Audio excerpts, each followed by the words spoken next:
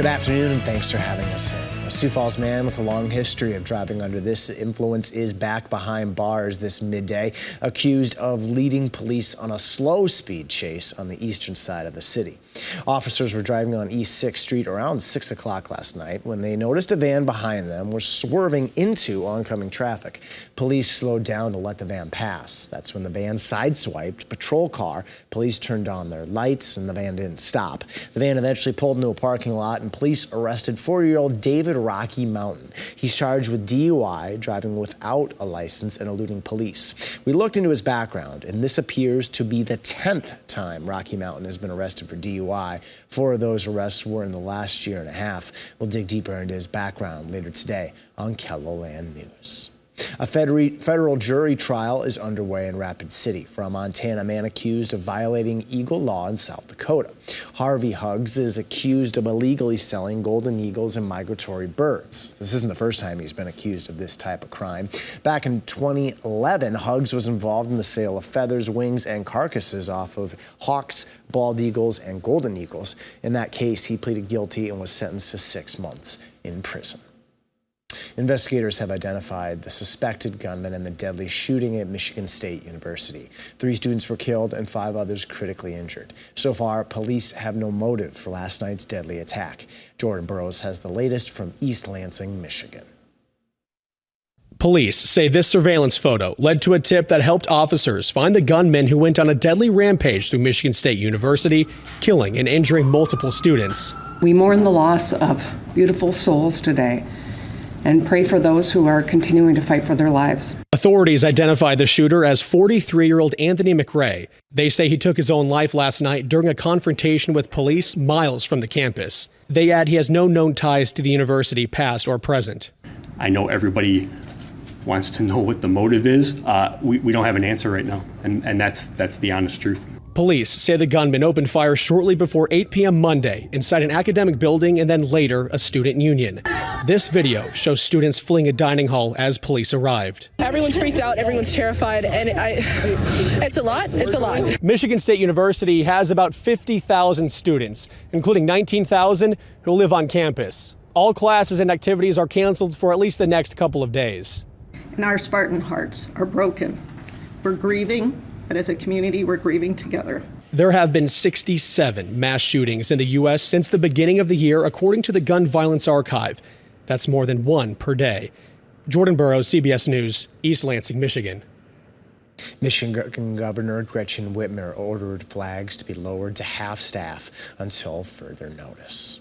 Turning to weather, there's a lot happening today and tomorrow in weather. Thankfully, we have just the man to break down the details for us, and he's got a pink tie and a pink shirt combo for Valentine's Day. How you doing, Adam? Well, not too bad. Figure, a guy could get some color going on there. It's gray skies outside for a majority of East River. Yeah, exactly. So got to try somehow. But we do get some blue skies later in the week. That's the key phrase, though. Until we get to that point, it's not going to be the greatest looking day, especially, again, East River. Prime example of that, Mobridge, 37, but a very windy 37, a north wind at 30 miles per hour. That's a sustained wind. We've had higher gusts already over the course of the afternoon. From Mobridge, we'll take a look downtown where we are also dealing with a little bit of fog in the distance, 39. The wind hasn't picked up to the southeast yet. That's the key word there. It's at 8 miles per hour at the airport. 37 is your number for Spencer, Yankton, Mitchell, Chamberlain, then Huron, Brookings, and Marshall. 28 in Aberdeen, 33 for Pierre, 32 Buffalo, and in Rapid City, 28 for Spearfish. And you can see where that colder northerly wind is setting up shop. It's West River. To the east, we still have a southerly breeze, which is keeping any moisture that's been coming in for now. It's rain, and we can see that actually some pretty heavy rain down toward Yankton. Sioux Falls getting in some rain now. A few snow showers, though, north of Spearfish toward Belfouche in Butte County. As we head later into the day, more moisture builds in, more cold builds in, and we get that switch over to snow. And you can see where that cold air is pulling in. It's all snow, Billings to Bismarck on the backside of that cold front. And that's what we're going to be watching very carefully. So here's what we have for winter weather alerts. It's a winter storm warning for the northern hills and the I-90 corridor in southwestern Meade County. A blizzard warning in white from Watertown up into the northeastern corner of South Dakota, including Sisseton and Millbank. For everybody else in blue, it's a winter weather advisory. This starts this evening and goes through at least early to mid-morning on Wednesday, as we keep an eye on a couple of inches of accumulating snowfall, higher amounts toward northeastern South Dakota and the northern hills, but also everybody getting in on a lot of wind that's going to whip that snow around. We'll go into a little more detail on that, plus the rest of your 7-day forecast all coming up. Thank you, Adam. It looks like South Dakota students will need to remain in school until they're 18. Senate Bill 65 would have lowered the compulsory attendance age back to 16. The measure failed in committee this morning. To national politics, Nikki Haley, the former South Carolina governor and United Nations ambassador, announced her candidacy for president. She becomes the first major challenger to former President Donald Trump for the 2024 Republican nomination.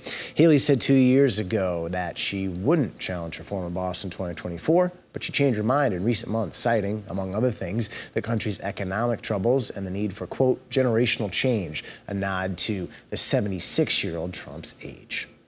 An organization dedicated to protecting and restoring the Big Sioux River is raising money for the cause. Friends of the Big Sioux River is set to host the Big Sioux Film Festival this Thursday at the State Theater in downtown Sioux Falls. It's a night to celebrate the river, educate the community on what's happening with our river, but also show 4 short documentaries around water quality issues in other communities that relate to what we're seeing here at on the Big Sioux River. The event is scheduled to start Thursday at 5:30 p.m. So you have the organization plans to use the dollars raised tonight on KELOLAND News.